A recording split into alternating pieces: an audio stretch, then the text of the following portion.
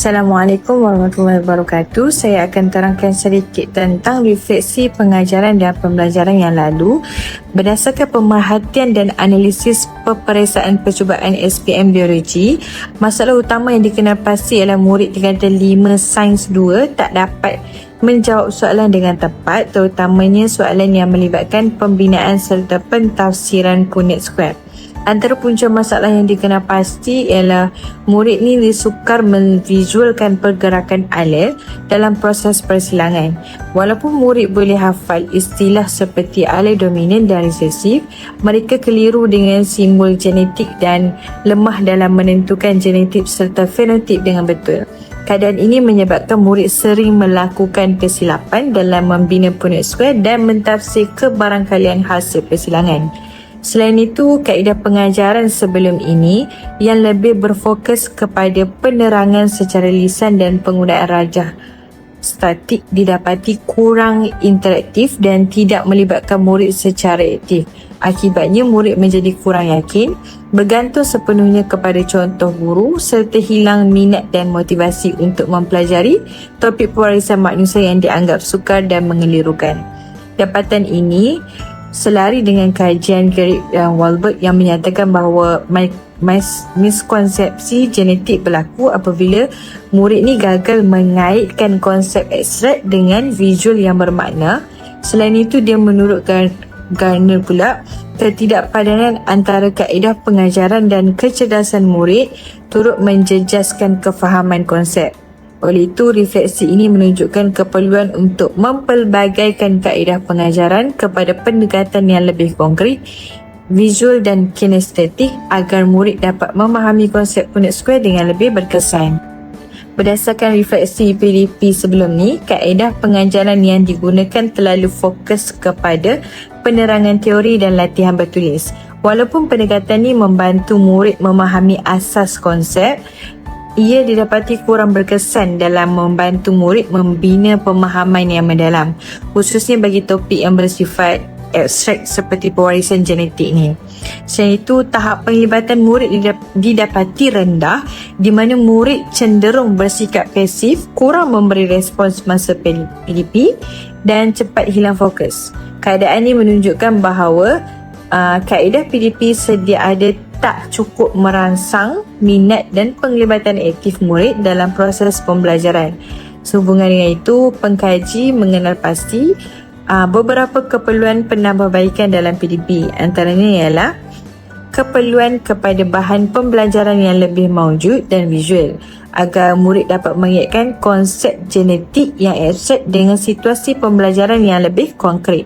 Selain itu, PDP yang dilaksanakan perlu kurang bersifat abstrak, lebih interaktif dan kolaboratif supaya murid bukan sekadar menerima maklumat tetapi terlibat secara aktif dalam pembinaan pengetahuan. Pelaksanaan intervensi yang menarik juga penting bagi meningkatkan minat motivasi murid untuk mempelajari topik ini dengan lebih berkesan. Jadi, refleksi ini menunjukkan bahawa terdapat keperluan untuk mengubah pendekatan PDP kepada kaedah yang lebih berpusatkan murid interaktif dan bermakna sebagai asas kepada pelaksanaan intervensi yang dicadangkan dalam kajian ini. Fokus kajian memfokuskan kepada usaha untuk meningkatkan kemahiran murid tingkatan 5 dalam subjek sains untuk membina dan mentafsir Punnett Square bagi topik pewarisan manusia. Pemerhatian guru semasa PDPC mendapati murid sering keliru antara gen dominan dan resesif serta tidak dapat menerangkan hubungan antara kombinasi gen dengan jenis pewarisan manusia seperti kumpulan darah ABO, faktor rhesus, RH dan thalassemia. Yang kedua, guru subjek mendapati murid tidak dapat menyelesaikan soalan berkaitan genotip dan fenotip dengan betul.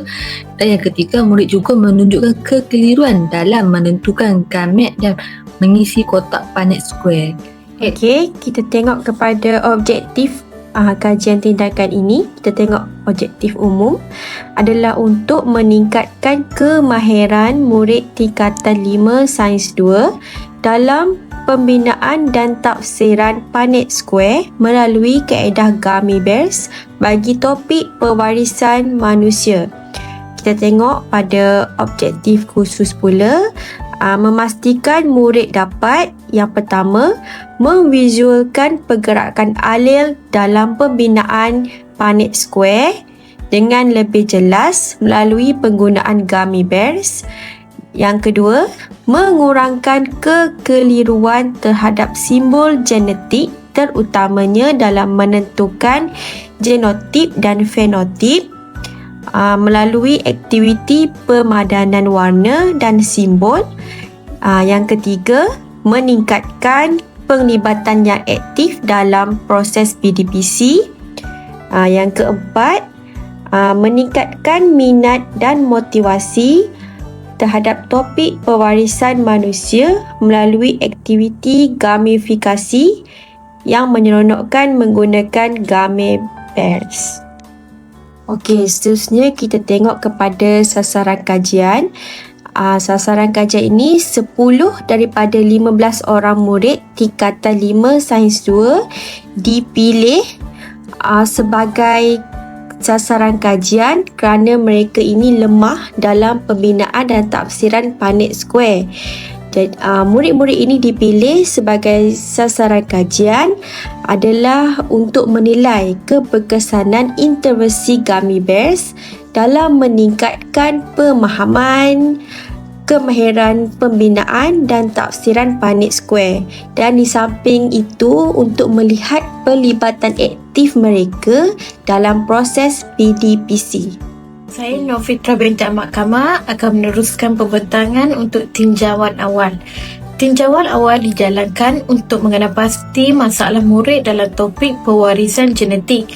3 instrumen digunakan. Yang pertama, pra-ujian untuk melihat tahap penguasaan awal murid dalam Punnett Square. Yang kedua, pemerhatian semasa PDPC bagi menilai keyakinan pelibatan dan kesalahan lazim murid. Yang ketiga, temu buah dalam refleksi guru berdasarkan soalan murid semasa PDPC untuk mengenal pasti kekeliruan mereka. Hasil tinjauan ini menjadi asas kepada perancangan intervensi. Slide seterusnya menerangkan berkaitan tata cara kutipan data. Tata cara kutipan data ni dijalankan secara sistematik bagi memperoleh maklumat tahap penguasaan murid. 3 kaedah digunakan. Yang pertama, pra-ujian pewarisan genetik, iaitu diberikan kepada murid tingkatan 5 Sains 2 secara individu melalui soalan objektif dan set objektif ringkas. Yang kedua, pemerhatian semasa PDPC dijalankan ketika topik pewarisan manusia bagi mengenal pasti tahap pelibatan serta strategi pembelajaran murid. Dan yang ketiga, temu buah melalui refleksi guru berdasarkan soalan murid semasa PDPC untuk menyokong dapatan pra-ujian dan pemerhatian. Seterusnya, saya menerangkan tentang tata cara analisis data yang digunakan untuk mengenal pasti tahap penguasaan, kesilapan dan kekeliruan murid. Analisis dijalankan secara kuantitatif dan kualitatif. Yang pertama, analisis kuantitatif. Analisis kuantitatif ini diperoleh daripada pra-ujian pewarisan genetik. Data dianalisis menggunakan peratusan, puratan markah dan pengelompokan skor. Murid dikategorikan kepada 3 tahap, iaitu tinggi, sederhana dan rendah. Dari sini dapat dikenal pasti kesilapan utama seperti kekeliruan genetik dan fenotip, kombinasi alel dan penafsiran Punnett Square. Seterusnya, analisis kualitatif. Analisis kualitatif pula datang daripada pemerhatian semasa PDPC dan temu buah melalui refleksi guru. Analisis ini menggunakan pengkategorian tema dan memberi fokus kepada kekeliruan murid, tahap interaksi dalam kelas serta keyakinan lisan. Kaedah ini sebenarnya membantu memahami pemahaman sebenar murid secara lebih autentik dan menyokong dapatan kuantitatif secara menyeluruh.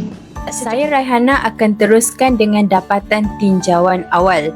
Berdasarkan dapatan tinjauan awal melalui pra-ujian pewarisan genetik, didapati bahawa majoriti murid tingkatan 5 Sains 2 masih lemah dalam pembinaan dan juga pentafsiran Punnett Square. Seramai 10 daripada 15 orang murid, iaitu kira-kira 67%, tidak dapat menjawab dengan betul. Kesalahan utama yang dikenal pasti adalah murid-murid tersebut telah menyusun alel secara terbalik, salah menentukan gamet dan juga masih keliru dalam kombinasi genetik.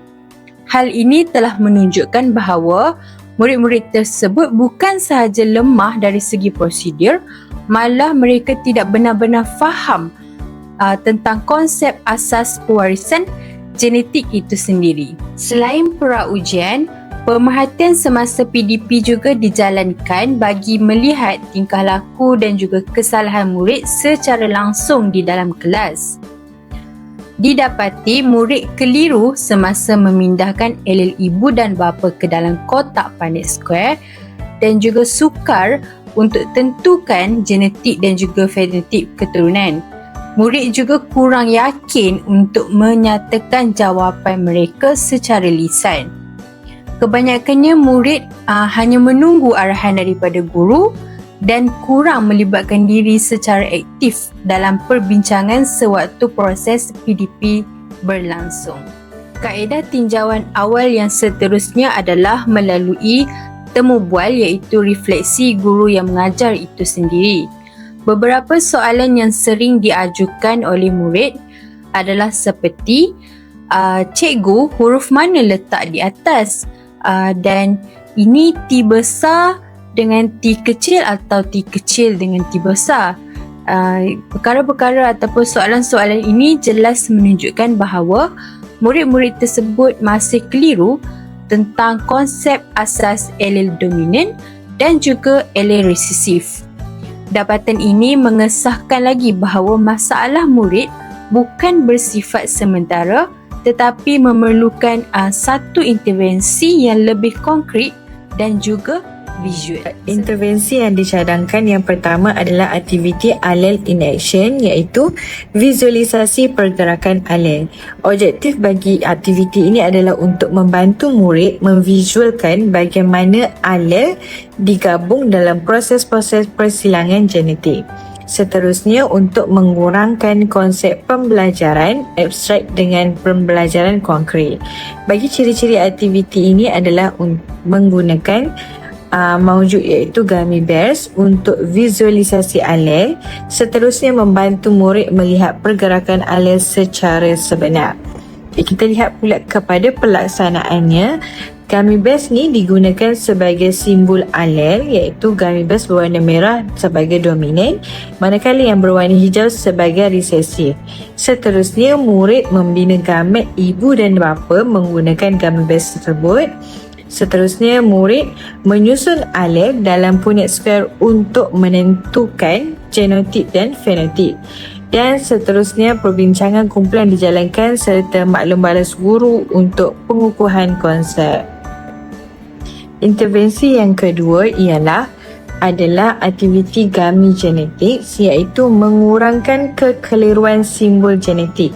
Objektif bagi aktiviti ini adalah untuk membantu murid mengenal pasti simbol genetik dengan lebih jelas dan serta memperkuatkan hubungan visual antara warna dan simbol genetik.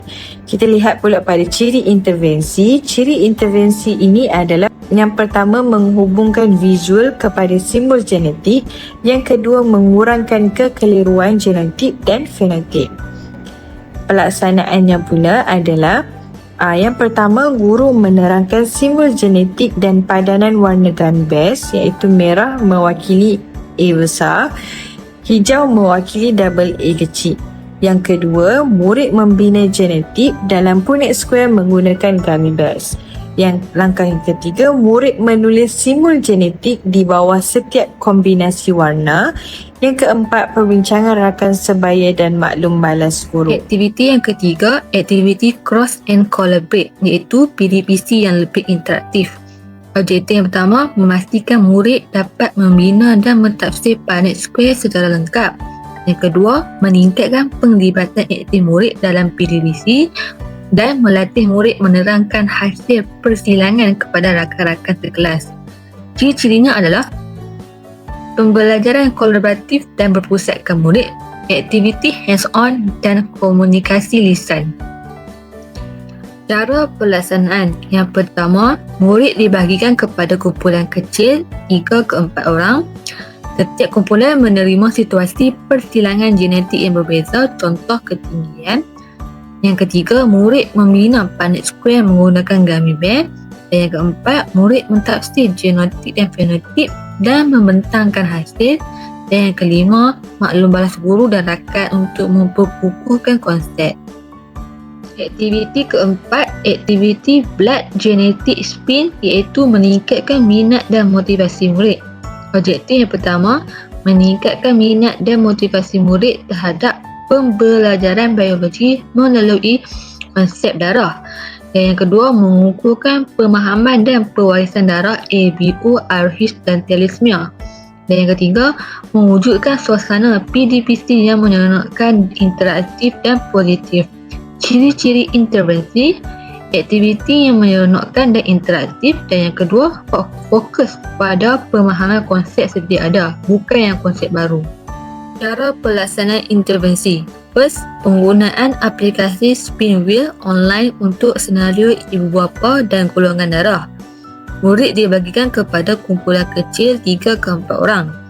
Guru menerangkan alel darah menggunakan gummy bears berwarna merah, iaitu darah A, hijau darah B, kuning adalah darah O. Murid tentukan genotik dan fenotip melalui Punnett square. Seterusnya, saya akan menerangkan berkaitan cadangan penilaian bagi intervensi yang telah dirancang. Fokus penilaian pertama ialah analisis lembaran kerja visualisasi alel yang bertujuan mengukur keberkesanan murid dalam memvisualisasikan pergerakan alel selepas intervensi. Kaedah penilaian ini dilaksanakan dengan membandingkan bilangan dan jenis kesilapan murid sebelum dan selepas intervensi dijalankan. Melalui lembaran kerja, kita dapat menilai beberapa aspek penting, iaitu ketepatan susunan alel ibu dan bapa, ketepatan pergerakan alel semasa proses pembentukan gametes, serta ketepatan susunan alel anak dalam Punnett square. Dari segi kepentingan, penilaian ini memberikan gambaran yang konkret dan autentik terhadap kemajuan murid dan membolehkan guru menilai sejauh mana intervensi visualisasi alel ini benar-benar membantu meningkatkan kefahaman murid secara praktikal. Penilaian kedua yang dicadangkan ialah ujian kefahaman simbol genetik yang bertujuan untuk menilai tahap keupayaan murid dalam mentaksir simbol genetik dengan tepat.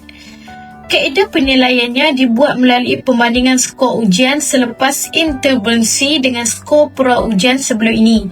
Melalui ujian bertulis objektif dan subjektif ini, beberapa aspek dapat dinilai. Antaranya, keupayaan murid mentafsir simbol genetik, menentukan alel dominan dan resesif, serta kemahiran mengekod semula maklumat genetik secara tepat. Dari sudut kepentingan, penilaian ini membantu mengukur kefahaman konsep setiap individu secara lebih jelas dan menilai sejauh mana murid berjaya memindahkan pembelajaran konkret kepada bentuk simbolik. Seterusnya ialah penilaian yang ketiga, iaitu kuis gamifikasi menggunakan aplikasi Bamboozle. Penilaian ini bertujuan untuk menilai kefahaman murid dalam pembinaan dan juga pentafsiran Punnett square secara interaktif dan juga menyeronokkan.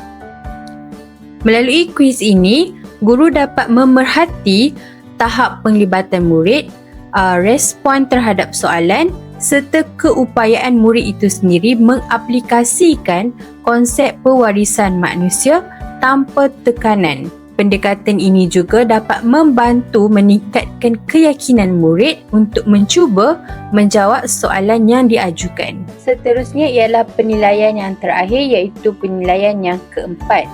Ianya dijalankan melalui soal selidik skala Likert bagi mengukur tahap minat, motivasi dan juga keyakinan murid terhadap pembelajaran biologi. Penilaian ini penting kerana kajian tindakan bukan sahaja menekankan pencapaian akademik, tetapi ianya juga perubahan dari segi sikap dan juga minat murid itu sendiri. Data daripada soal selidik ini dianalisis menggunakan peratusan dan juga skor min untuk kita lihat sebarang perubahan efektif murid selepas intervensi telah dijalankan. Ini adalah categan yang menunjukkan perancangan pelaksanaan kajian tindakan yang berlangsung selama 3 bulan. Setiap aktiviti intervensi disusun secara sistematik dan diikuti dengan penilaian yang bersesuaian bagi memastikan keberkesanan setiap satu fasa PDP. Perancangan ini membantu memastikan kajian dapat dilaksanakan dengan teratur, realistik dan menepati tempoh yang telah ditetapkan. Baik, seterusnya kita tengok kepada anggaran perbelanjaan bagi pelaksanaan kajian tindakan ini. Secara keseluruhannya, anggaran perbelanjaan bagi tempoh 3 bulan adalah sebanyak RM62.80 yang menunjukkan bahawa intervensi ini boleh dilaksanakan dengan kos yang minimum namun tetap memberi impak yang maksimum terhadap pemahaman murid. Kita tengok perbelanjaan utama adalah melibatkan pembelian gummy bears sebanyak 3 pack dengan kos RM7.80. Bahan ini digunakan sebagai bahan mawjud utamalah untuk membantu murid memvisualkan pergerakan alil dalam pembinaan Punnett Square. Selain itu, kos turut melibatkan kertas A4 untuk pencetakan bahan pembelajaran dan lembaran serta soalan pra-ujian yang digunakan bagi tujuan penilaian keberkesanan intervensi. Kos ini adalah minimum dan selari dengan keperluan PDP harian di sekolah. Kita tengok seterusnya peruntukan kecil seperti bagi hadiah atau ganjaran kepada murid sebagai elemen motivasi dan gamifikasi untuk meningkatkan pelibatan aktif murid semasa aktiviti dijalankan. Manakala pembelajaran lain-lain seperti file, papan dan alat bantu PDP adalah bagi menyokong kelancaran pelaksanaan intervensi. Kesimpulannya, perancangan pembelajaran ini dibuat secara teliti dan berhemah, bukan sahaja memastikan keberkesanan pembelajaran, malah membolehkan pengurusan sumber yang cekap dan praktikal sejajar dengan prinsip yang kreatif dan mesra murid. Sebagai kesimpulan, kajian ini dijalankan adalah untuk menangani murid tingkatan 5 Sains 2 dalam pembinaan dan tafsiran mengenai Punnett Square. Dapatan kajian menunjukkan murid ni sukar untuk memvisualkan pergerakan alil.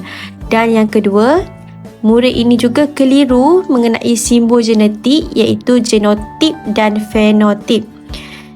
Seterusnya, kajian ini juga dijalankan kerana murid ni kurang aktif semasa waktu pengajaran dan pembelajaran dijalankan. Seterusnya, murid juga kurang keyakinan dan minat mereka terhadap subjek biologi. Kita telah memperkenalkan kaedah gummy bears sebagai intervensi yang konkret, visual dan kinestetik bagi meningkatkan pemahaman murid mengenai Punnett Square. Dan penilaian pelbagai instrumen ini membuktikan peningkatan pemahaman konsep mengenai Punnett Square dan juga ia berlaku perubahan sikap positif terhadap pembelajaran murid. Kajian ini juga memberi impak yang positif kepada murid dan seterusnya ia juga memberi panduan pengajaran dan pembelajaran dan pengajaran yang kreatif dan koefektif kepada guru-guru lain.